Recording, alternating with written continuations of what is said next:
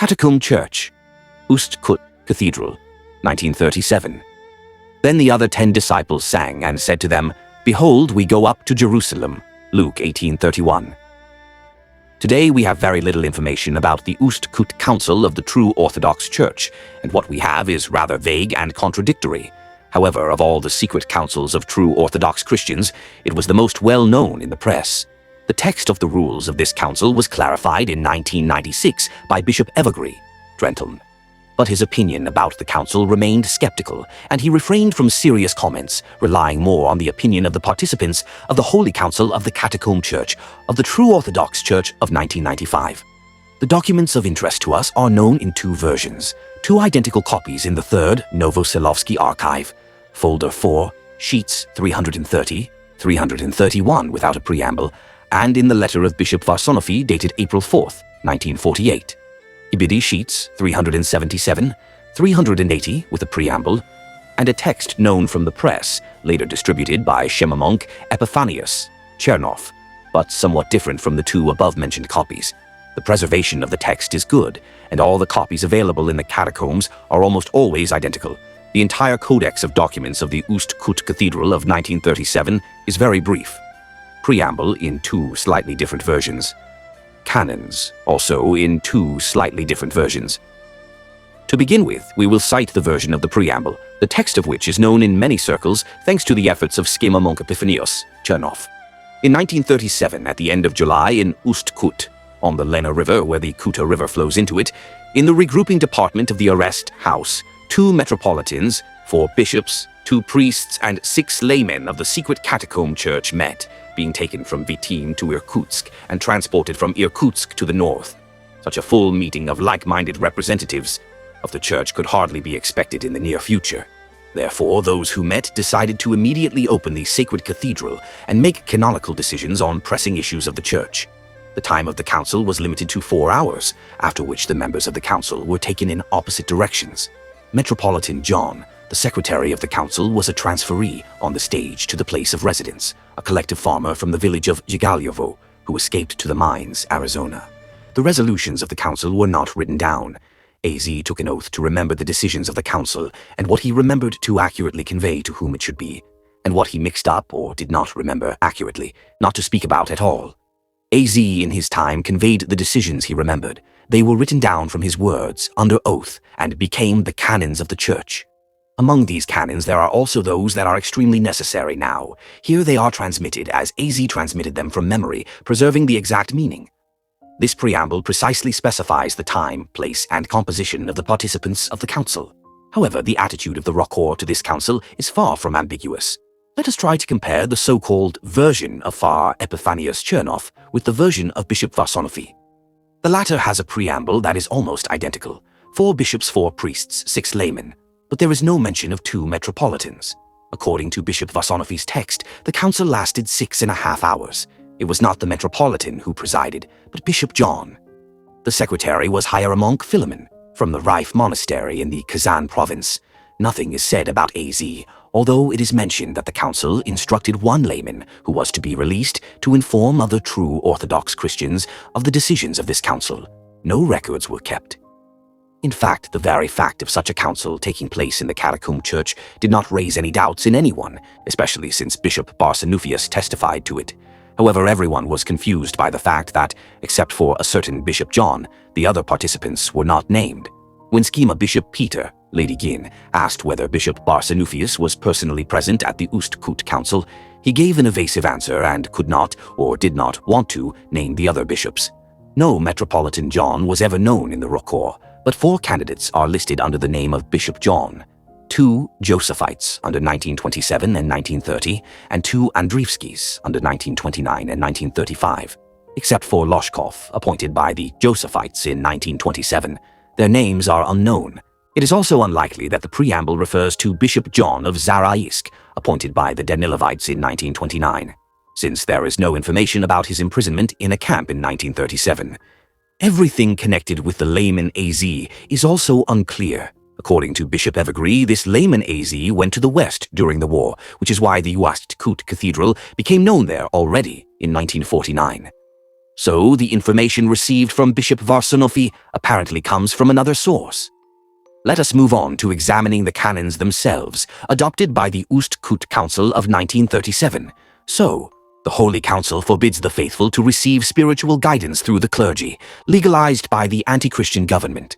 In the text of Bishop Barsanuphius, it is stated, "The Holy Council forbids the faithful to receive spiritual guidance from the clergy, who worship the Antichrist and serve the godless authorities." In fact, this canon is an allusion to the first, second, and fourth canons of the Nomadic Council. It was revealed to the Holy Council by the Spirit that the oath-anathema laid down by His Holiness Patriarch Tikhon is effective, and all clergy and church servants who dared to consider it as an ecclesiastical error or a political means are placed and bound under its power.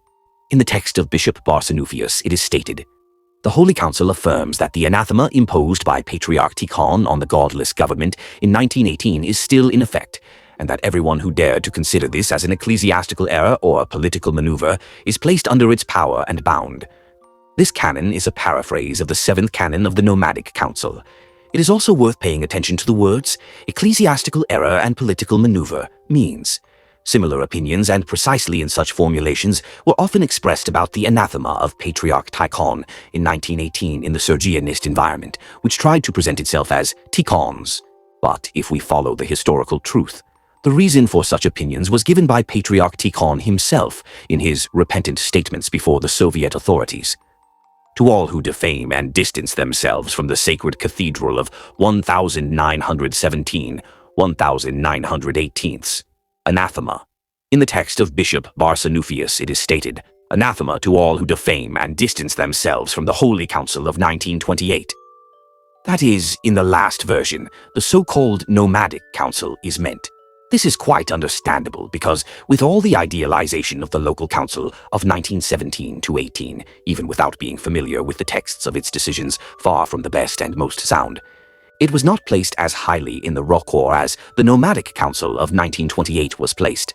There were still living witnesses of the outrages at the council of 1917 to 18, and at the very least, the suspicious origin of most of its decisions was obvious.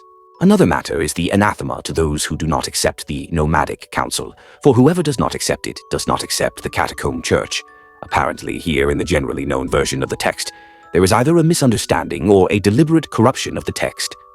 All the branches of the church, located on the cathedral trunk. The trunk is our pre-revolutionary church, our living branches of the Church of Christ. Prayerful communion and concelebration of the divine liturgy by all clergy of such branches is blessed. The Holy Council forbids from serving all who consider themselves not a branch, but an independent tree of the Church. The Holy Council does not find administrative unity of the branches of the Church necessary, but it imposes unanimity about the Church as an obligation on all. Bishop Barsanuphius has the same text. Here is an allusion to the 17th, 20th, and 21st canons of the Nomadic Council. The last phrase directly speaks of the presence at the Ust-Kut Council of someone from the Danilovites or Andreevites, since it was among them that the idea of the harmfulness of the administrative unity of the Russian Catacomb Church during the persecutions was clearly expressed. Other branches of the RPC, especially the Josephites, desired a stricter administrative unity, although they did not carry out their actions in this direction consistently. In the text of Bishop Barsanuphius, there are not 4, but 5 canons. The missing third canon in the commonly known version, 3 = 4 and 4 = 5 canons, reads as follows: "To all who adhere to the Renovationist and Sergianist heresies, anathema." The text of this rule is a paraphrase of the 5th and 6th canons of the Nomadic Council. The disappearance of this canon from the generally known list of the text is not entirely clear, since it seems unlikely to us to forget it. Then apparently here we are faced with its deliberate removal. It seems even more realistic to us that this was done not by an informant, a catacombist who fled to the West, but by pro-Sergian-minded publishers. Let's draw some conclusions. How the Ust-Kut Cathedral perceived itself is unknown. Although its status should have been equal to the local council, we find no hints of this anywhere. Because of its vague origin, it did not enjoy serious authority in the rockor. However, it was precisely this vagueness, as well as the new life problems of the rockor, that prompted it to gather a new secret council in 1948. It is unknown to what extent the canons of the Ust-Kut Cathedral were accepted for execution by the Catacomb Church. In fact, they merely reflected the worldview that had developed there by 1937, based on the canons of the Nomadic Cathedral.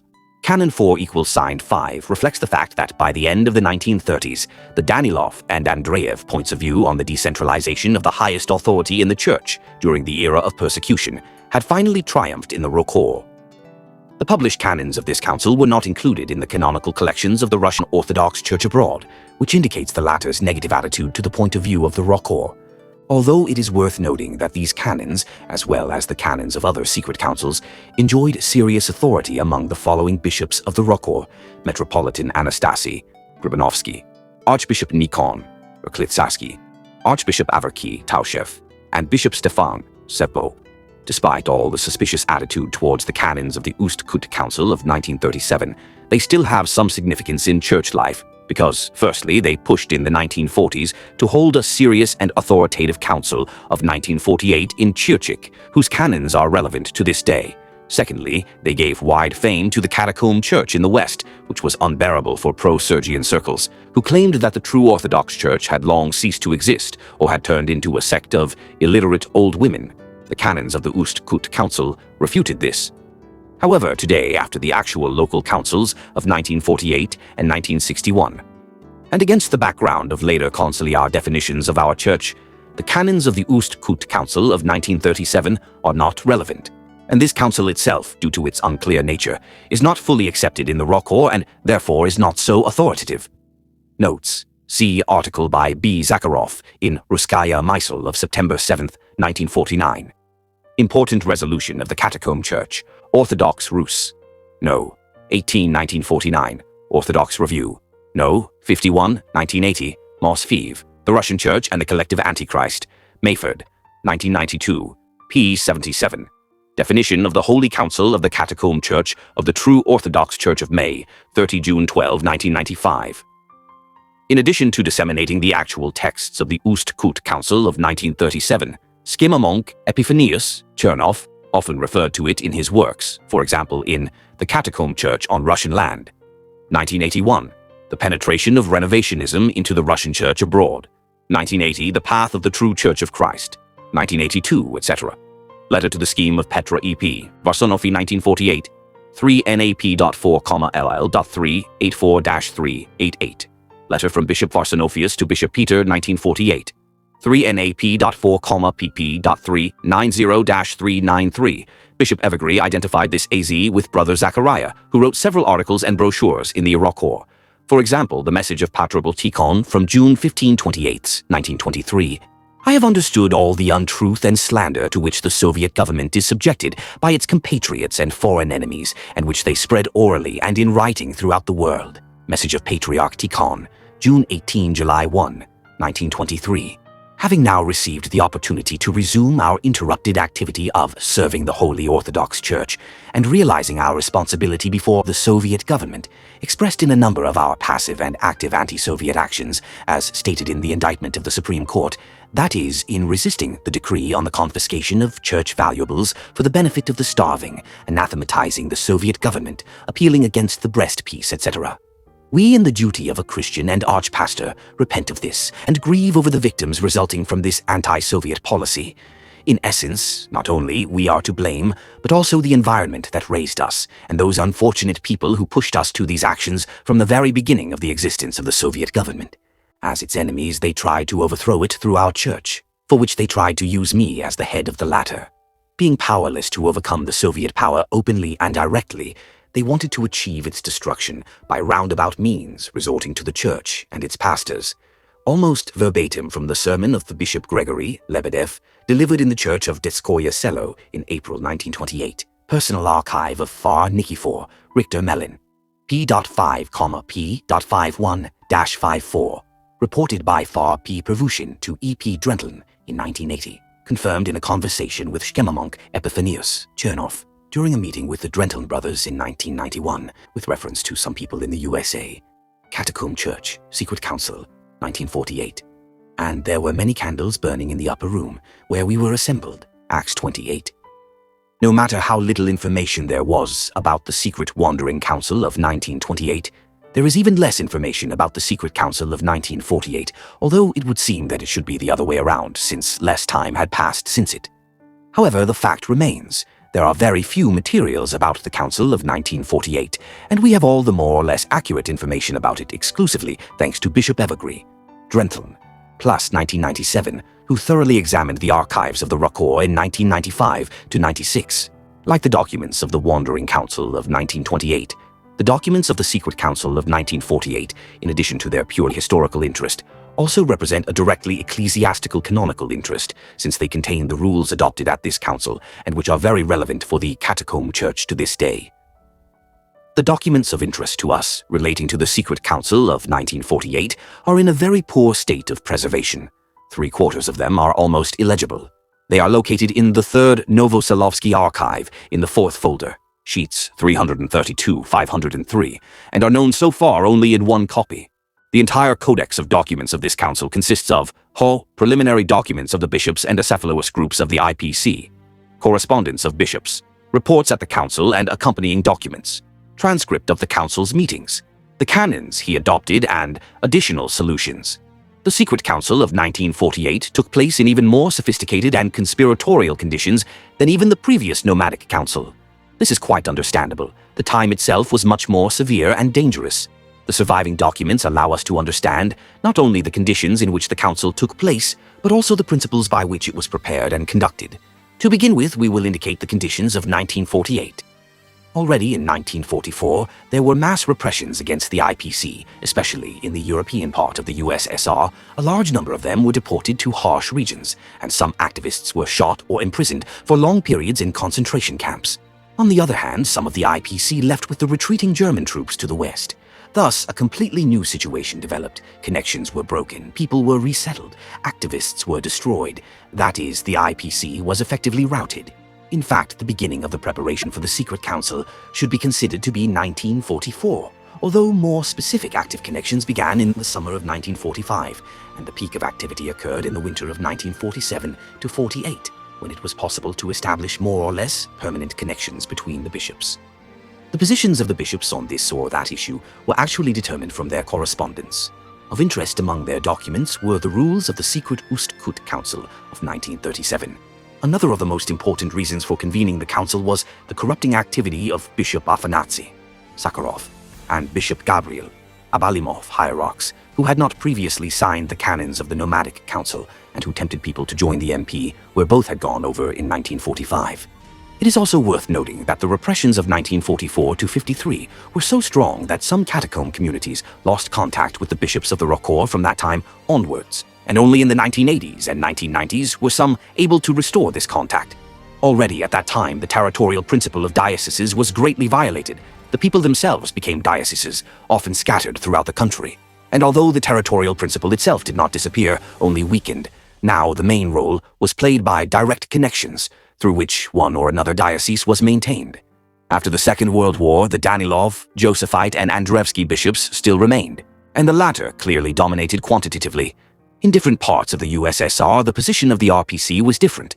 In some places, the catacomb bishops were able to come together earlier to resolve issues. In some places, this was difficult, and in others, it was simply impossible.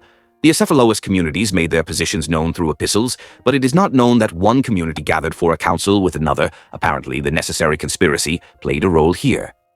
In the Record, the Secret Council of 1948 was usually called Tashkent. Bishop Evergrey, who examined the documents of the council, made his own note about this. It is indicated that the council was held in Tashkent in the autumn of 1948, but most likely not in Tashkent itself, but near Tashkent in the city of Chirchik, as is evident from other papers. More specific dates for the council can still be established. The 10th of November, duration 10 days. From people's stories, it is clear why the council was called either Tashkent or Chirchik. The fact is that the messengers brought all the participants to Tashkent, to some house on its outskirts, where the meetings of the council were originally supposed to be held. However, the vigilant catacomb dwellers noticed an unexpected increase in the number of police and MGB officers in Tashkent, which clearly foreshadowed the upcoming raids. It was then that they decided to move everything to a backup location to the city of Chirchik. The choice of the latter remained unclear to me for some time, and only in the process of conversations with the IPHs living in Central Asia at that time, I understood the reason for such a decision. Chirchik was at that time a rapidly developing factory city. In addition, a huge mass of military refugees from the European part of the USSR had accumulated in it. That is, it was a place where the appearance of new unfamiliar faces would not arouse strong suspicion. It also seems completely improbable that the participants of the council would simultaneously gather in Tashkent and then in Chirchik, especially considering the conditions of travel by transport under Stalin. Apparently, their advance to Tashkent took about 2 months. That is, they gradually moved from place to place, closer to Tashkent, stopping at points of the IPH known to the liaison officers. The only exception, perhaps, were those participants of the council who at that time lived in Central Asia itself. Of course, this council was very different from the Nomad Council in terms of the scope of topics, representation, and self-awareness. It is not known that anyone called it local. Based on this, its work was also structured differently. There is no information that any working group existed. Its activity was replaced by preliminary correspondence between the participants of the council. It is also not entirely clear who exactly initiated the convocation of the council. Only from a few hints can one assume that it was Archpriest Father Peter Pervushin from Moscow and the Andreevites. The procedure of the 1948 council remained the same as at the Nomad upon arrival. The participants kissed the Holy Cross and the Gospel, swearing that they would not tell anyone from the outside anything about the council. For each adopted rule, any participant could add his own special opinion about which a note was left. Unfortunately, all the notes are illegible. Almost all the discussions were quite stormy, and in general, the atmosphere at the 1948 council was more restless than at the Nomadic. Debates, conversations, and opinions were recorded in shorthand. Unfortunately, 90% of the shorthand notes are also illegible. However, in just 10 days, the council adopted 11 canons, which indicates a very high productivity of the council members. Let us now consider the composition of the participants of the council of 1948. A total of 15 people participated. 8 bishops and 5 representatives of bishops who were unable to come to the council in person, as well as the secretary of the council, Father P. Pervushin, and Father Vlasy, who took down the debates in shorthand. At the end, I will list everyone by name, but for now I would like to note that not all the living true Orthodox bishops at that time were represented at the council. It is unlikely that they refused to participate in the council at all. Apparently there was simply no contact with them for various reasons. Some were imprisoned, some were carefully hiding, fearing repression, or had previously lost contact with other bishops. Let us move on to an examination of the canons themselves, adopted by the Council of 1948. So, may the heretic Sergianists and their arch-teacher Sergius Stargorodsky be cursed forever and ever, may they be anathema. Bishop Evagri's note. The vote was unanimous. Bishop Vladimir spoke. Apparently, the council was opened by Bishop Vladimir von Stromberg, although Bishop Evagri admitted that this could have been done by Father Peter Pervushin. The very beginning of the council with the anathematization of Sergianism is also symbolic, since the council immediately demonstrated its uncompromising attitude towards the MP. It is clear why the council began in this way. The topic of the heresy of Sergianism is relevant as a necessary evidence of the authority of the council itself before the orthodox Christian order, which could have had serious doubts if the anathema had not been in the first place. At this meeting of the council, Bishop Vladimir read a long report on the heresy of Sergianism and pronounced the formulation of the anathema to the Sergians, adopted at the Nomadic Council in the 6th canon. The godless Alexei Szymanski, former bishop of Tikhon, who calls himself Patriarch of all Russia, as the current head of the Sergian heretics and himself a faithful assistant of the Antichrist Metropolitan Sergius, let him be anathema. Bishop Evagri's note. Everyone was very concerned about the question of Alexei first declaring himself Patriarch. The vote was unanimous. The speakers were Archpriest Peter, apparently Pervushin. From Moscow, Monk Adrian Grigorovich, and Bishop Peter Ladigin. This excitement is understandable, since it was in 1945 that the harmful teaching began, which seduced some from the Rokor, that Metropolitan Sergius Stargorodsky was illegitimate, and Alexei Szymanski, on the contrary, was the legitimate Patriarch. One of the main preachers of this teaching, as we indicated above, was Bishop Afanasy Sakharov. Here, for example, is what he wrote to the Catacomb dwellers 7 years after the end of the council. The current state of church affairs is completely different from what it was under Metropolitan Sergius. Metropolitan Peter, of course, is no longer alive. Apart from the first hierarch of the local Russian church, none of us, neither laymen nor priests nor bishops, can be in communion with the ecumenical church. Those who do not recognize their first hierarch remain outside the church, from which may the Lord deliver us. There is no other first hierarch in the Russian church except Patriarch Alexei. He has been recognized as such by all the Eastern Patriarchs. He has been recognized by all Russian hierarchs. Patriarch Alexei has not been condemned by any higher legal authority. Therefore, when in 1945, while in prison, I and the priests who were with me, who did not commemorate Metropolitan Sergius, learned of the election, and, at the election of Patriarch Alexei, we, having discussed the situation that had arisen, unanimously decided that since, apart from Patriarch Alexei, recognized by all the ecumenical patriarchs, there is now no other legitimate first hierarch of the Russian local church, we must extol in our prayers the name of Patriarch Alexei as our patriarch, which I have been doing without fail since that day. He began sending out similar messages in 1946, where the arguments were the same. Therefore, the text of the second canon of the 1948 Council is understandable. It responds to the union doctrine of Bishop Athanasius. The godless council, which was invented by the godless, led by Stalin and the heretic Sergianists, and which they are trying to declare almost pan-orthodox, is a robber council, that is a false council, and let it be anathema. Bishop Evergree's note, also very concerned about the so-called pan-orthodox council, which the MP was actively advertising in its magazines. Bishop Mercury said that this was probably the 8th ecumenical council where the Antichrist should be revealed. Archpriest Peter and Bishop Vladimir spoke unanimously. The participants of the secret council of 1948 turned out to be quite perceptive.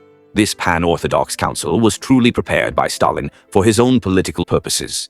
Officially, the Pan-Orthodox Council was called the Church Conference of the Heads and Representatives of the Orthodox Autocephalous Churches, and was held in Moscow in that same year of 1948. However, its scope was with the claim to become an ecumenical council, and it emphasized the exceptional place of the MP and made an attempt to lower the status of the Patriarchate of Constantinople by transferring the title of Ecumenical Patriarch to the Moscow Patriarch, and Moscow would again be declared the Third Rome, but already with a clearly messianic coloring. By the way, the Pan-Orthodox Council was specially timed to coincide with the celebration of the 800th anniversary of Moscow, which in the MP was interpreted as a church celebration. Another reason for the anathematization of the Pan-Orthodox Council was to nip in the bud all attempts to refer to the authority of the local churches, for it was becoming clear that they had all fallen into apostasy and heresy, and therefore their opinions had no significance for the Rokor. Yes, no one, ever and nowhere, will recognize the honor and dignity of the Patriarch for the leaders of the godless Sergians, because they are impostors, liars, servants of the Antichrist, and murderers. The canon is accompanied by a note from the council. The last Russian Patriarch was Tikhon, eternal memory to him. Bishop Evergree's note, the vote was unanimous, everyone sang eternal memory to Patriarch Tikhon. Therefore, a note was made. The canon very precisely defines who are those who are now called patriarchs in the MP. If we consider the first definition, then undoubtedly the MP is completely mired in imposture. It is known that the ROC despised the appearance of each new Sergianist patriarch, but they were especially disgusted by the Patriarch Hete of Sergius, who was made patriarch on September 12, 1943, according to Stalin, at Bolshevik speed, even without any visible canonical procedure. It is interesting that the Rokor also responded to such an outrage, having convened a conference of bishops in Vienna and in the definition of October 3/16, 1943, declaring, "The election of Metropolitan Sergius to the throne of the Patriarch of Moscow and all Rus is not only a non-canonical act, but also a non-ecclesiastical, political one, caused by the interests of the Soviet Party communist power and its leader, the dictator Stalin, who are experiencing a severe crisis during the war. May all those who teach or share the opinion that the son of the Antichrist, the godless cannibal Stalin, is the God-given leader of the people, the patron of the church, and the new Constantine, and that he should be served as an orthodox czar, glorified, prayed for, and even worshipped, may all such be anathema." Note by Bishop G. Evergree. A large report by Archpriest Peter, then Monk Adrian, both from Moscow. They read from the JMP, accepted unanimously. We know the titles of the reports. For P. Pervusian's is Idolatry in the MP, and Monk Adrian's is The Cult of Stalin as a Revival of the Pagan Cult of the Caesars. Similar texts to The God-Given Leader of the People exist, for example, The God-Given Supreme Leader, The Wise God-Appointed Leader of the Peoples of Our Great Union, The Supreme Leader of the Russian People, The Brilliant Leader, etc. Alexei I also called upon all Orthodox Russian Christians, above all, to thank God for the fact that he led it, the Soviet country EA, with the brilliant leader chosen by him. We have not yet been able to find the remaining epithets and concepts of the canon, as applied to Stalin, in the official publications of the MP. However, according to contemporaries, he was constantly called the new Constantine, the patron saint of the church, in almost all sermons.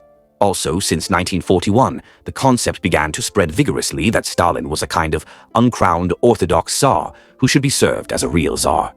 The glorification of Stalin in the MP went beyond all imaginable limits during World War II, and prayers for him personally were established back in 1928. Of interest is the point about worship of Stalin, that is, in essence, idolatry. But this was a common occurrence in the Stalin era.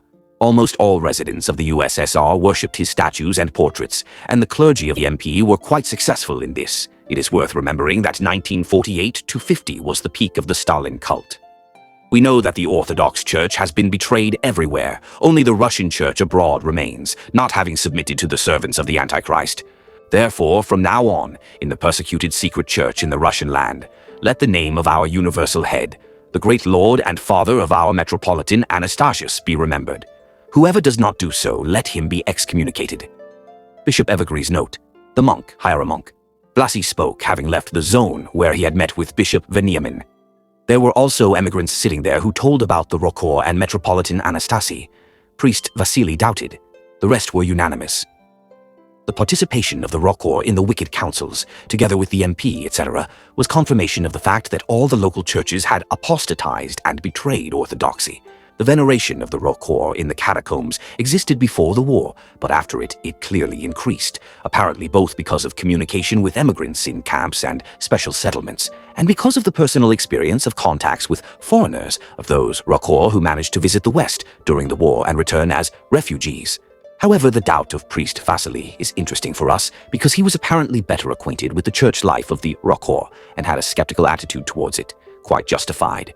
It is possible that this priest Vasily was a foreign cleric who somehow ended up in the USSR.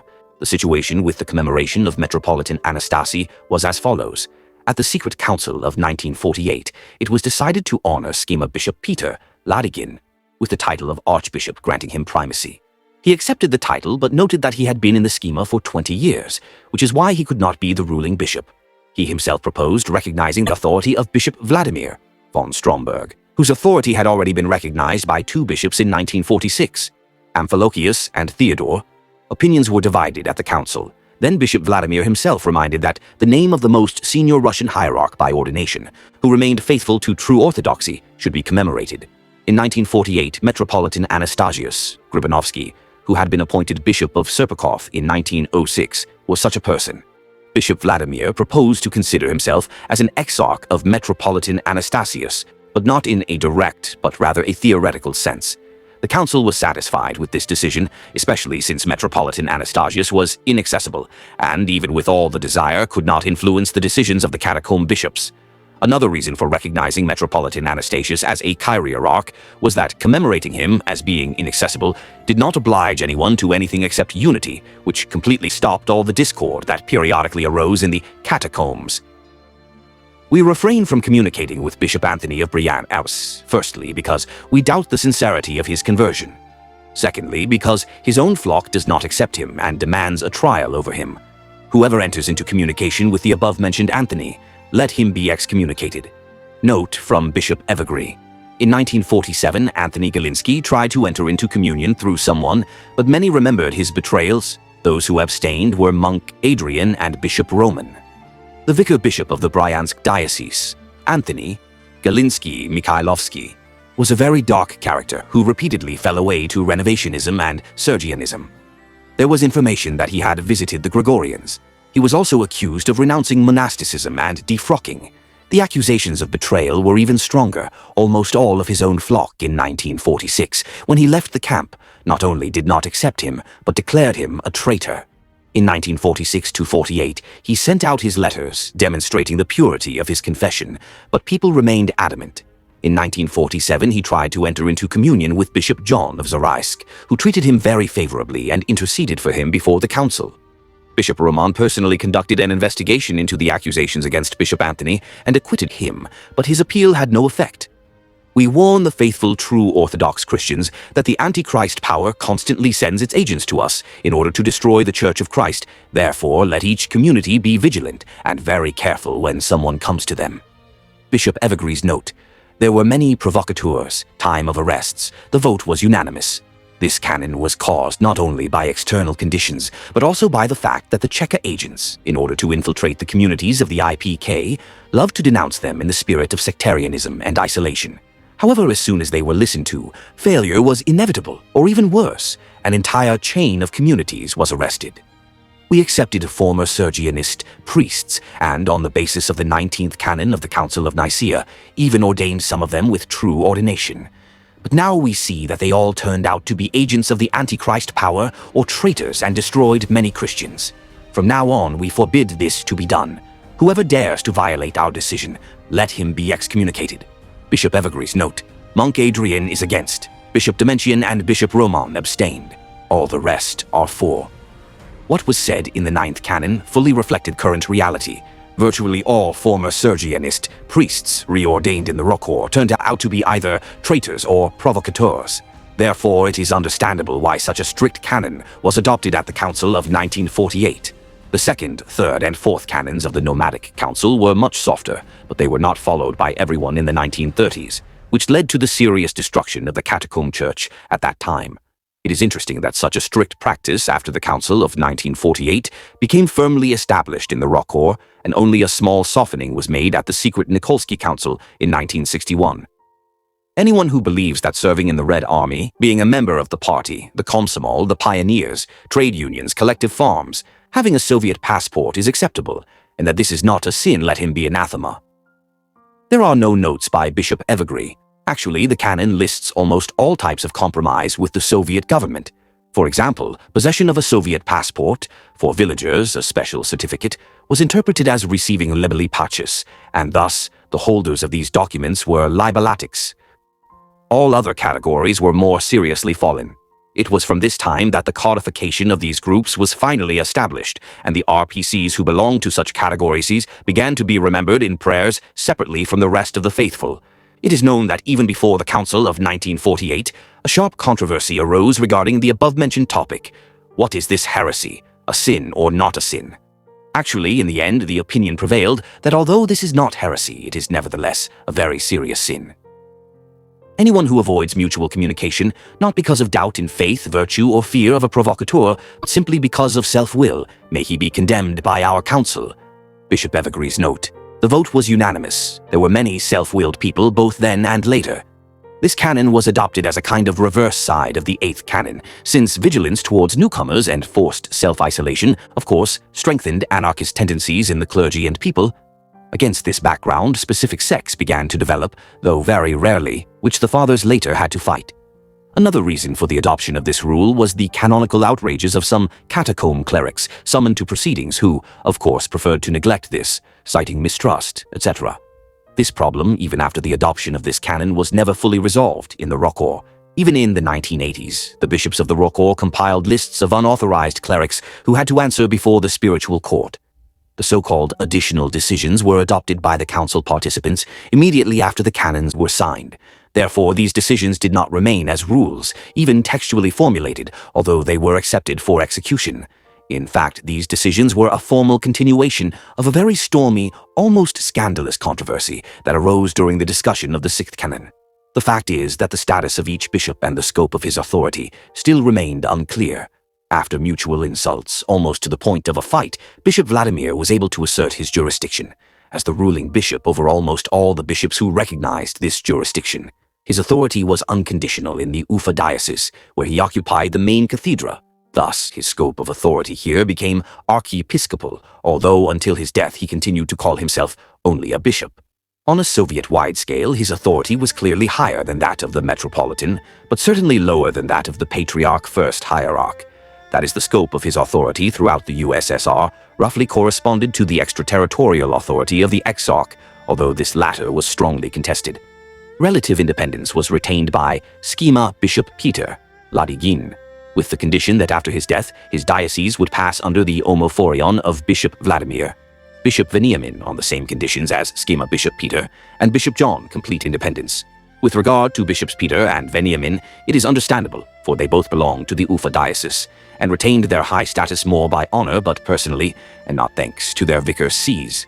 With their death, their diocesan authority, based on personal honor, ended. With Bishop John, the situation was completely different and, of course, within the Moscow borders.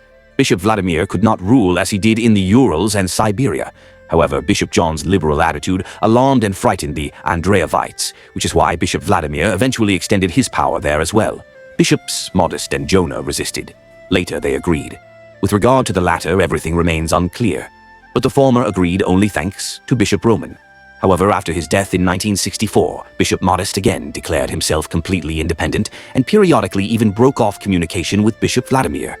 All the others accepted unconditionally, and some communities in different parts of the USSR also came under the direct jurisdiction of Bishop Vladimir. According to the additional decisions, Bishop Vladimir took the Ufa diocese. Bishop Mercury received the special status of Vicar of Bishop Vladimir to care for fellow believers throughout the USSR. Bishop Amphilochius was confirmed by the council to be in the Tomsk diocese, Bishop Theodore to be in the Abakan diocese.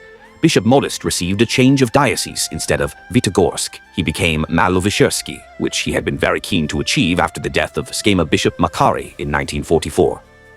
Let us finally return to who exactly signed the canons of the Council of 1948.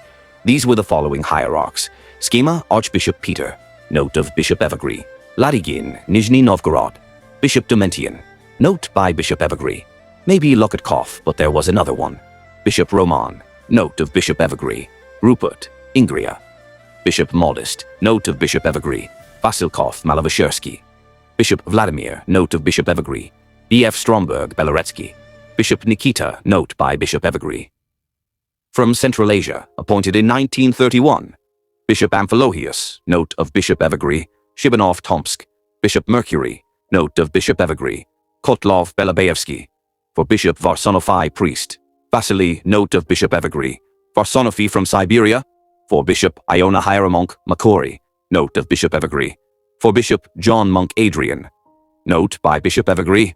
John was appointed in 1929 in the Moscow region by the Danilovites, a friend of Novoselov; Adrian Grigorovich, from the Novoselov communities. For Bishop Veniamin, priest John, note of Bishop Evergrey; Troitsky, priest John Balkov, Yakut, plus 1986. For Bishop Herman Hieromonk Peter, note by Bishop Evagrius; Tenishev Mamadishsky, Tatar; Hieromonk Peter Afendiev, Tatar, plus 1987. Bishop Evergrey also left another note. There was also Far Peter Pervushin, plus 1980. There were two living participants who were personally at the Nomadic Council in 1928, Father Peter Pervushin and someone else. In general, the decoding of the names of persons undertaken by Bishop Evergrey seems correct to me, although I disagree with him in some respects. If we recall the participants of the Nomadic Council, it becomes obvious that of the participants of the Council of 1948, besides Father Peter Pervushin, only Schema Bishop Peter, Ladygin, was personally present. If we talk about Archpriest P. Pervushin, it is easy to notice his special status at the Council of 1948. In fact, he conducts it. Although it is not very clear from the available documents, we can assume with a high degree of certainty that he was not only the initiator, but also the organizer of the Council, and such an attitude towards him on the part of the other participants of the Council is felt, which is also quite understandable. Far P. Pervushin had full information both on the church behind the scenes of 1917 to 1927 and on the deeds of the Nomadic Council. It is known that he commemorated Bishop John, but at the Council of 1948, he spoke not as his representative, but completely independently, another touch to his position among the others. Who did not participate in the Council of 1948? As we have indicated above, some were in a camp, some were left without communication, some simply could not send anyone, some did not trust the Council. It is possible that some, without identifying themselves, acted through those present. We know that in 1948, the following bishops were alive, for example, either at liberty or in camps: Avdi, plus 1978-4, from SP6, Gavril, plus 1971, Chimkensky, Sergei, Kudryavtsev, plus 1952, Krasnokomsky, Mikhail, plus 1954, Fyodor in Schema Feodosi, plus 1984, Abakansky, Dimension after 1961, Leonti, Kersensov, plus 1967, Kiertinsky, Afanasy, Viripayev, 1980, Vasily, plus C.1963, Guslitsky, Mikhail, Urshov, plus 1974, Jistopolsky, Barnava, Belyaev, plus 1963, Vasilsursky, Feodosy, Bakhmedev, plus 1986, Pinsky and all the Clementovites. What was the opinion about the canons and authority of the secret council of 1948 after? We do not know that any of those who signed the canons violated them. A slight exception was Bishop John of Zoroaster, who was distinguished by his liberalism, that is, the authority of the council among the rockors turned out to be very high. Let's draw some conclusions. Unlike the Wandering Council of 1928, the self-awareness of the Secret Council of 1948 was somewhat different. That is, if the first tried to emphasize its significance as a local council, the second was not concerned with this issue at all, although in terms of its significance it could well be recognized as a local council. There is no doubt that unlike the previous Nomadic Council, the canons established by the Council of 1948 were accepted for execution by all immediately after their signing. In our opinion, it was precisely this circumstance that served as a reason for the general recovery of the Rockor and stabilized its position for decades. In essence, the canons of the Council of 1948 only specified and clarified individual points already set forth in the canons of the Nomadic Council. In 1957, the canons of the Secret Council of 1948, together with other documents of the IPC, were sent to the Synod of Bishops of the Rockor, or rather, personally to Archbishop Tikhon Roklitsky. Another copy of these documents was sent through some woman who had relatives in New York to Professor I.M. Andreev. The established commemoration of Metropolitan Anastasi in the Catacomb Church did not have absolute meaning. He himself, as the oldest hierarch, was still a kind of guarantor of unity. But Metropolitan Filaret Vosnesensky, who replaced him as first hierarch of the Rockor, was no longer such. Although the practice of elevating the name of the first hierarch of the Rockor was preserved in the Catacombs until 1990, it nevertheless began to gradually die out as early as 1964. This process intensified even more since 1974, and since 1986 it has become irreversible. The very high authority of the Rockor Synod has never been higher than the authority of the local Russian bishops of the Rockor and the Third All-Diaspora Council of 1974, at which the council message of the hierarchs of the Rockor was not read, caused not only great suspicions in the catacombs, but also panic. Also, the reception into communion in 1977 of the clergy of Archbishop Anthony Galinsky-Mikhailovsky under the Omophorion of Metropolitan Filaret, the sending of Holy Myrrh in 1978 to the false catacomb Sekachevtsy, patronage of the provocateur F. Zhurbenko, and his ordination in 1982 as Bishop of Tambov. All of the above-mentioned actions of the Rockor practically reduced to nothing the friendly attitude towards the Rockor. The negative reaction was expressed in the fact that since 1982, the first hierarch of the Rockor has almost never been mentioned in the Catacomb Church, since the clergy and people demanded an explanation of the current situation. The canons of the Secret Council of 1948, all of which are cited above, are still relevant today, and their knowledge in paraphrases among the RPCs is much better preserved and more widespread than even the paraphrases of the canons of the Nomadic Council. Notes: see the letter of L.P. Beria to I.V. Stalin, dated July 7, 1944. Regarding execution, the letter of Monsieur Kuznetsov and Vasily Chernishev to the NKVD of the USSR, to L. Beria. The documents only mention the Oryol, Voronezh, and Ryazan regions, about 1,673 people. See Letter to the Faithful about the current persecutions from the Antichrist, November 1944. 3 NAP 4 pp 341, 344. 3 NAP.4, L.349. 3 BZ, 3 NA Clause 4, L, 330, 331, 377, 380.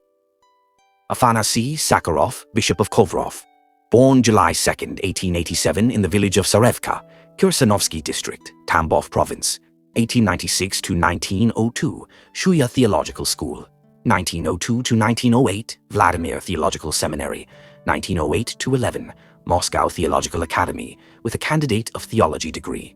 1912, teacher at Poltava Theological Seminary. November 12, 1912, tonsured into the mantle. November 17, 1912, ordained a hieromonk. Member of the Council, 1917 to 18. 1920 to 21, Vicar of the Vladimir Nativity of the Theotokos Monastery. July 20, 1920. Archimandrite, June 17, 1921. Bishop of Kovrov. 1922 to 23, arrest, exile to Komi. 1923 to 24, arrest. Did not recognize Sergius, but did not sign the canons of the Nomadic Council. 1927 to 30, arrest, Eselon, until 1933, exile to Krasnoyarsk. 1936 to 42, arrest. 1942 to 48, arrest. recognized Alexei I since 1945 in the MP, died in 1962, Metropolitan Manuel Lemashevsky, Russian Orthodox Hierarchs 1893 to 1965, T.I. Erlangen, 1985, pp. 415, 424. Regelson L. Tragedy of the Russian Church, Paris, 1977, pp. 568, 574. 2 NAP, L. Gavril Abalimov, Bishop of Ostashkovsky. Born on November 18, 1881 in the village of Oksnary, Karnish District, Kazan Province. Graduated from Cheboksary Theological School. In 1908, he graduated from the Kazan Theological Academy with a candidate's degree in theology. In 1905, he took monastic vows and was ordained a hieromonk. 1908 to 11 teacher and 1911 to 14 caretaker of the Simferopol Theological Seminary. 1914 to 17 caretaker of the Vladimir Theological Seminary, since 1914 archimandrite. 1918 present of the Nilov Hermitage. May 26, 1920, Bishop of Ostashkovsky. 1923 to 26 arrest. Slon. Did not recognize Sergius, but the Nomad Council rejected him. 1929 arrest, exile until 1943. Joined the MP in 1944. In 1950 moved to Odessa region. Since 1954 present Baltic Feodosievsky Monastery. Died the 31st of July 1958. CHMP. No. 9. 1958 M. Manuel. Cit. CIT. V. 2. pp. 262-263. Regelson L. Sitar. CIT. P. 567. 2 NAP. L. Andreevites gathered in 1938, 45, 46 in Bashkiria and Siberia. 3 NA paragraph 4. L.3, 34-340. 3 NAP.4, LL.357-361. Commonly accepted name in all CPI documents. Private message of nun Anna Semenkova. Class 1997. To Bishop Evergrey, June 7, 1995. The Old Believer form indicates a strong influence of the Andreevtsy on the texts being compiled. First of all, this concerned the flock of the Andreevtsy and the remnants of the Buevsy, from the holy martyr Bishop Alexei by. The report was called On the Heresy of Sergianism. It is interesting that the naming of Alexei Samansky as Bishop of Tikhvin, and not of Yamburg or Kutin, once again emphasizes the attitude of the Rokor towards him as a renovationist. Letter of Bishop Afanasy Sakharov. To those who are tempted, 1955. Hope, 1991. No, 15, pp. 342, 343. His letter to my flock from 1946. Also letters from December 9, 1947 and May 1948. 2 NAPL, Meeting of the Heads and Representatives of the Local Autocephalous Churches. Special issue of JMP, 1948. The Moscow Patriarchate is the greatest church of orthodoxy. JMP 1948, number 11, p. 53. The Center of Orthodoxy. JMP 1948, number 8, p. 33. Through which the entire Orthodox world is exalted and humanity is pacified. JMP 1948, number 8, p. 17. See the article by Prof. Troitsky in JMP, number 12, 1947. See Patriarchal Message on the occasion of the church celebration of the 800th anniversary of Moscow. Quoted from Church Life. 1984. No. 7. 8. p. 152. Izvestia, dated October 24, 1944. Letter of Patriarch Alexei Samansky to I.V. Stalin. Patriarch Sergius and his spiritual heritage. Moscow, 1947, p.135. ZHMP. 1947. No. 7. p.21. Izvestia, dated May 12, 1945.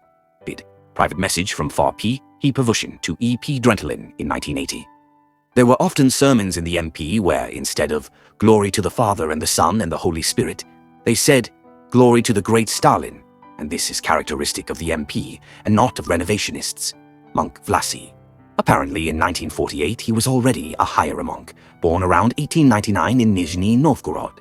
Tonsured into the mantle in 1926 by Bishop Veniamin Frolov. 1931-48 arrested. Died in Golgotha Skeet on April 11, 1969. Bishop Evergrey did not rule out that Far Vasily could have been either a cleric of the Rokor arrested in Germany or Austria, or a Evlogian, the so-called Paris Exarchate. It is known that some of the Evlogians sharply rethought their experience after ending up in the camps and becoming acquainted with the RPC there. Something similar was envisaged in Decree number 362 of Patriarch Tikhon, where, in particular, the organization of the highest church authority is prescribed, which constitutes the indispensable duty of the eldest in the said group according to the rank of bishop, Bishop Anthony. According to some sources in the world, Tikhon Ivanovich Galinsky-Mikhailovsky, according to others, Ivan Ilyich Mikhailovsky, born circa 1890. Before the revolution, he worked as a teacher, ordained a priest circa 1916. In 1918, apparently, he renounced his rank and worked in Lenin's secretariat until 1921. In 1923, he was consecrated as a vicar bishop of the Bryansk diocese by Archbishops Juvenali Maslovsky, Vasian, Pyatnitsky, and Agathangel Sadkovsky in Orel. He fell away to Renovationism, repented circa 1925, and was exiled to Vyatka. He did not recognize Sergius. In December 1927, he was received into communion by Archbishop Viktor Ostrovodov. In 1928, he fell away to Sergianism and was exiled to Krasnoyarsk. He repented and was accepted into communion by Bishop Amphilochius Fortsov, a document about which has survived. In 1932, he fell away to Gregorianism. In 1933, he was deposed. 1938, arrested. His version that he was ordained by Sergianists in 1937 is a lie. He was released in 1946. He was accused of being a false person since he was not identified. According to evidence, Anthony had a certificate from the MP, which he presented to the Ministry of Internal Affairs and the KGB. He died in 1976. Biography of Archbishop Anthony Galinsky-Mikhailovsky. Typescript, 1989. Osipova Wurst. I would like to name them all by name. M, 1992. Pete, 161, 193, 3NAP.41, L.39-269. Known as Letters of the Catacomb Bishop A to FM, 10 letters. The first 4 letters were published in issues 1, 4 of the Russian Orthodoxy Bulletin, 1995-96. Concerning those who were Pauline but later fled to the Catholic Church, it is decreed that they all be rebaptized, and if some of them belonged to the clergy in the past, such, having been found blameless and irreproachable after rebaptism, shall be ordained by the bishops of the Catholic Church. But if the examination finds them incapable of the priesthood, they shall be deposed from the sacred rank. Canon 18. Because of the cruel and constant betrayal of the former Sergianist priests, they are no longer to be ordained to the priesthood, for they are unfit. Canon 19. Only laymen, monks, and subdeacons and deacons may be ordained to the priesthood from among the Sergianists after a long trial, if they prove fit. According to ancient rules, libelators were excommunicated for 10-12 years, although they were granted leniency. On this basis, there were conflicts in the IPH communities in the 1960s. Answers to questions from the flock of Bishop Hilarion Kotelnikiski. 1936, 2NAP. The most famous are the Apocalypsists, who came from the flock of Bishop Uar Shamarin, and the Mikhailovtsi, from the flock of Bishop Mikhail Ershov. Around 1981, before his death, Bishop Vladimir compiled a similar list. By 1980, 3 communities of the Rokor in Moscow commemorated Bishop Vladimir. 4 communities did not. But after the death of their priests, they also began to commemorate him. In the latter communities, the commemoration of the first hierarch of the Rokor lasted longer. Private message from Bishop Mercury, Kotlov, to E.P. Drenteln in 1982. Hieromonk Nikifor, Richter Melin, The Untruth of the Time of Troubles. St. Petersburg, 1970. Typescript. Peter, Schema Bishop of Nizhny Novgorod.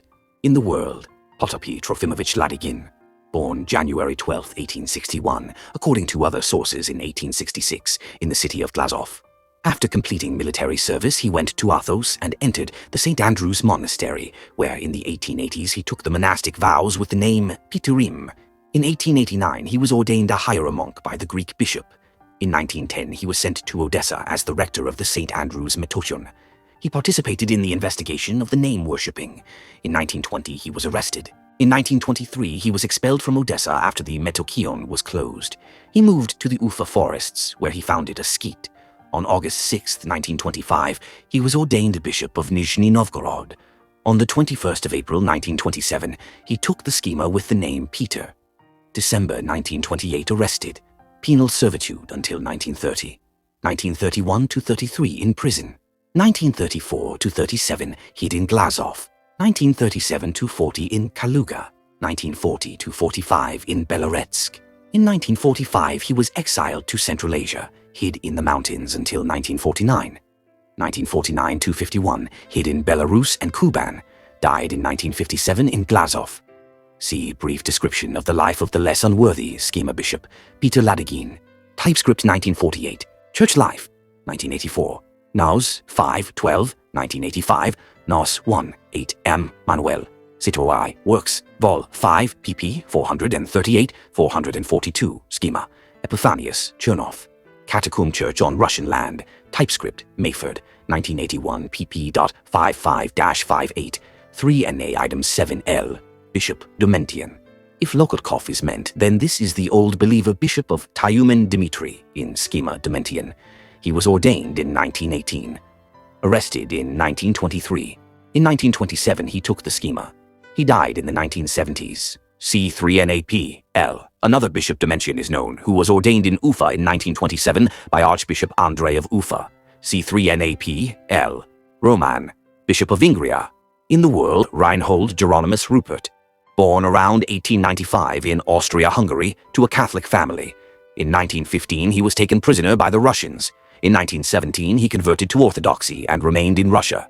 From 1919 he was a resident of the Makarievskaya Hermitage. In 1923 he was tonsured into the mantle with the name Roman and ordained a hierodiakon by Vil Makary Vasiliev. In 1924 he was ordained a hieromonk. At the beginning of 1928 he was secretly appointed Bishop of Ingria by Bishop Gregory Lebedev, Bishop Stefan Beck, and Schema Bishop Makary. He always hid in villages but moved very often, caring for a large flock. He possessed extensive humanitarian and technical knowledge. He died in September 1964 in Gachina. Personal Archive of Father Nikifor, Richter Mellin. Item 5 L.64-74, item 19 L.115-198. Modest, Bishop of Malavishursk. In the world, Matvey Vasilkov, born c. 1895-96 in the Pskov province, in the family of a priest. He was a relative of Archbishop Sergius of Novosibirsk, Vasilkov, plus 1937. From childhood, he went to the Makarievskaya Hermitage. In 1914, he was tonsured into the mantle with the name Modest. In 1923, he was ordained a hieromonk by Vil Makary. At the end of August 1928, he was secretly consecrated as Bishop of Vitebsk by Bishop Vasily Doktorov, Bishop Stefan Beck, and Schema Bishop Makary Vasiliev. After the arrest of Bishop Vasily and Bishop Alexei Bai, he cared for their flock, the latter in part actually Bayevites. After the death of Bishop Roman, a conflict arose with the clergy and people of the latter, whom Bishop Modest began to minister to, which was not resolved, despite their departure to another archpastor, almost until his death. He had a hot temper. Before his death he took the schema with the name Macarius and reconciled with those who were divided. He died on July 5, 1971. Personal Archive of Father Nikifor, item 19, sheets 1, 114. Vladimir, Bishop of Belarus. In the worldly world, Sergei Ivanovich, Baron von Stromberg. Born in 1896 in Italy, relative of the famous children's activist A.A. Stromberg, from where he became acquainted with Archbishop Andrei of Ufa. From 1916 he was an ensign. In 1920 he went to the Makarievskaya Hermitage, where in 1923 he was tonsured into the mantle with the name Vladimir Vil Makary. At the end of 1923 he moved to Ufa province, lived near the cell of Schema Bishop Peter Ladygin. In 1924 he was ordained a hieromonk in Central Asia by Vili Andrei. In May 1927, Archimandrite. In September 1927 he was consecrated as Bishop of Belarus, secretly in Kaisel Order by Archbishop Andrei, Bishop Job Grekishkin, and Bishop Simon Rachmanov. He always served secretly. For some time in the 1930s and 1940s, he worked as a chemistry teacher in a remote village. Observing complete secrecy, he served illegally and never had a passport. He died on October 23, 1961 in Bashkiria, 3NAP 20L. Bishop Nikita, surname unknown. Born around 1888 in a family of Ural Cossacks. Bishop Evergrey is apparently mistaken, indicating his ordination under 1931 in the lists of Archbishop Andrei's protégés. He is listed under 1932 in Alma-Ata, exactly the same time and place is listed in the list of Josephite protégés, which is entirely consistent with the data on the reconciliation of Archbishop Andrei with Metropolitan Joseph, when they met in Alma-Ata and jointly ordained a bishop. The title of the see is not exactly known, perhaps Kizil Orda, since until his death in 1960, according to eyewitnesses, he lived there. 2 NAP 12p 362, 3 NAP 1p 818, P.2, 649, E.34, Amphilochius, Bishop of Tomsk, in the world, Anfim Filaretovich Shibanov, born on December 20th, 1897 in Tobolsk province into an Old Believer family. In 1910-17, he lived and performed obediences in Old Believer skitties in the Urals and Western Siberia. 1919 reader, 1920 subdeacon. Both ordinations in Omsk by Archbishop Andrei. In 1921, he was tonsured into the mantle by Bishop Simon Schlieve in the Old Believer monastery in the city of Satka. 1922, hierodiacon, ordained by Bishop Avakum Borovkov. Spring 1923, hieromonk, ordained by Archbishop Andrei. 1924-28, served in the forest skit in the Tyumen district. In 1928, he went with a delegation from the Tobolsk diocese to see Metropolitan Agathangel of Yaroslavl. At the end of the same year, he was secretly consecrated as Bishop of Tyumen in a village near Ufa by Bishop Avakum, Bishop Rufin Brekhov, and Bishop Job Grechishkin. From 1932, he was the abbot of the St. Elijah skit in the Tomsk region. The title of Bishop of Tomsk was confirmed by Archbishop Andrei in 1933.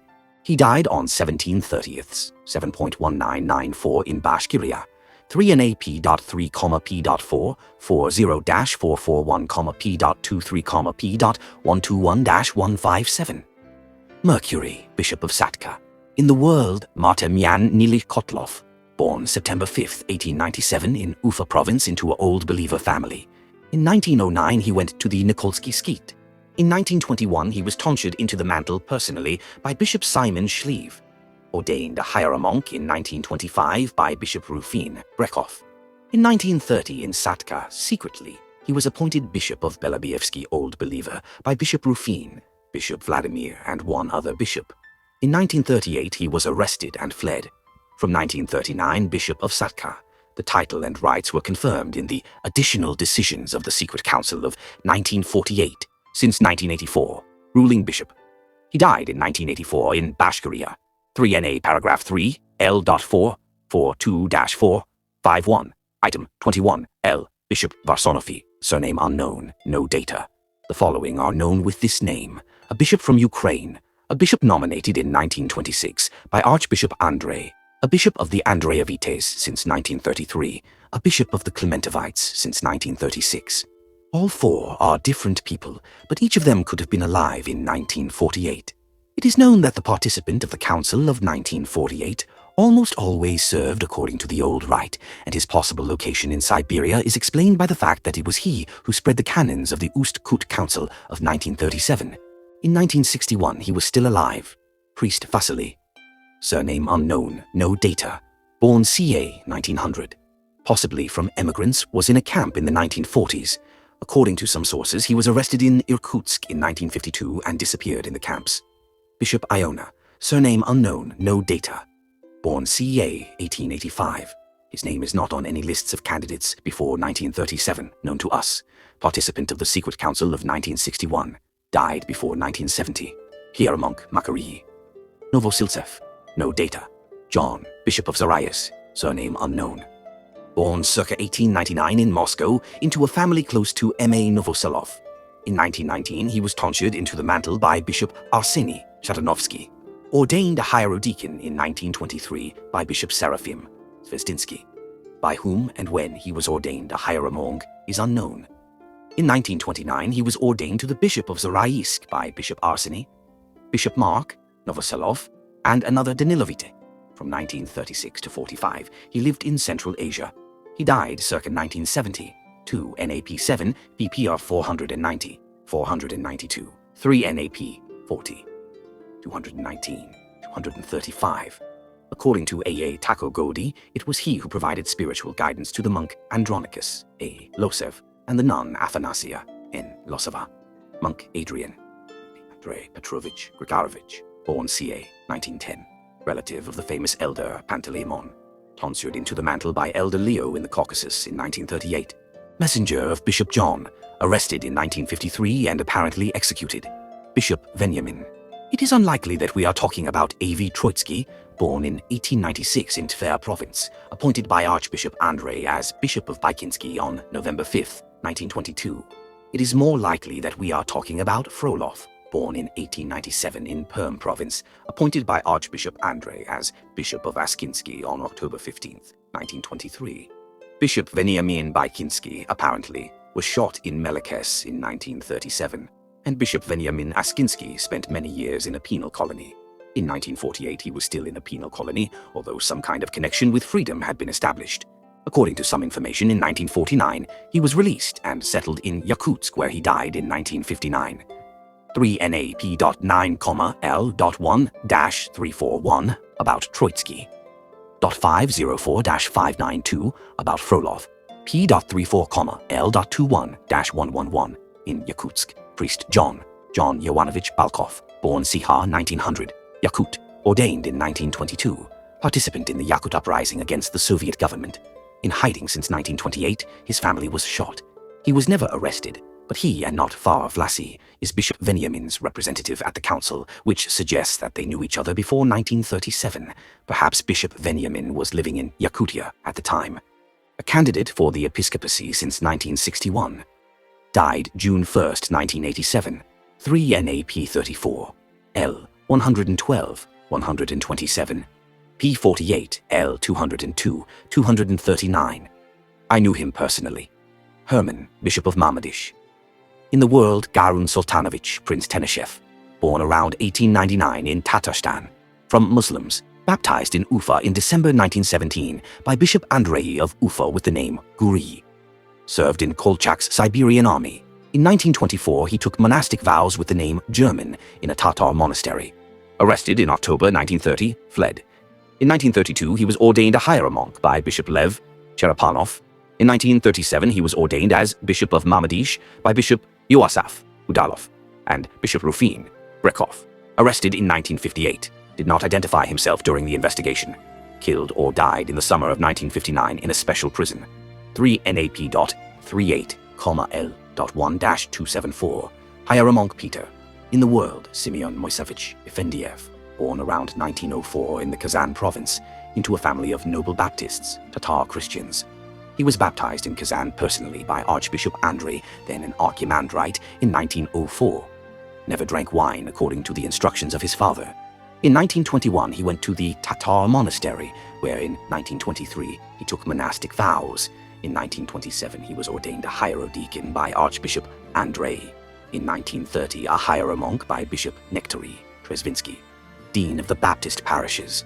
From 1961, a candidate for the episcopacy. He died on October 22, 1987, near Buinsk. 3NAP.38, L.275-316, P.48, L.411-529. I knew him personally. Michael, Bishop of Chistopol. Surname unknown, no data. He is listed as having been appointed Bishop of Chistopol in the camp. 3NAP34, L20. It is possible that this is Mikhail Vasilyevich Urshov, who was often called Vladika in the camp. He himself neither denied nor confirmed this. His data, born on the 17th of September 1911 in the village of Mamakovo, Kazan province, into a peasant family. Took the mantle in 1927. In 1928, he was ordained a hierodeacon. In 1930, a hieromonk by Bishop Nectary in Kazan. March 3, 1931, arrested. Sentenced to 8 years. December 12, 1943, arrested. The 18th of August, 1944, sentenced to capital punishment. Replaced on September 11, 1944, by 15 years of hard labor. In 1958, 25 years of hard labor. Died on April 6, 1974, in a special prison hospital. See Epiphanius Chernov, Schema Monk. Sita Comment, 101, Russian Renaissance. 1978, no, 4, Hebrew 3942. The Urshovitz Mikhailovich sect, which revered him for Michael the Archangel, arose in spite of his teachings, and he gave no reason for their activities. Bishop John of Zarayisk violated the decisions of the councils. Thus, he accepted into communion, contrary to the prohibition of the councils of 1948 and 1961. Bishop Anthony of Galinsky, Bishop Seraphim Postiv, and the monk Andronik Losef. All the papers were sent through the Baptists during the Youth Festival of 1957. See the letter of Bishop Vladimir to Bishop Roman in German, 1960, 3NAP.20, reported by Far P. Pavushin in 1980, to a youth group in Moscow, recorded by L. Epanchin, reported by Far P. Pavushin in 1980 to E.P. Drentelin. The same was confirmed, referring to some people in the USA, by Schema monk Epiphanius Chernov during a meeting with the Drentelin brothers in 1991. Resolution of the Archbishop's Synod of the Russian Orthodox Church, outside of Russia, dated 2/4.11/7.12.1977. In particular, this patronage was expressed in the acceptance of F.I. Zhubenko into the clergy of the Western European Diocese by Archbishop Anthony Bartoshevich. His decree, number 648/81 2 of 5/18, 1.1981, 1528 May 1997.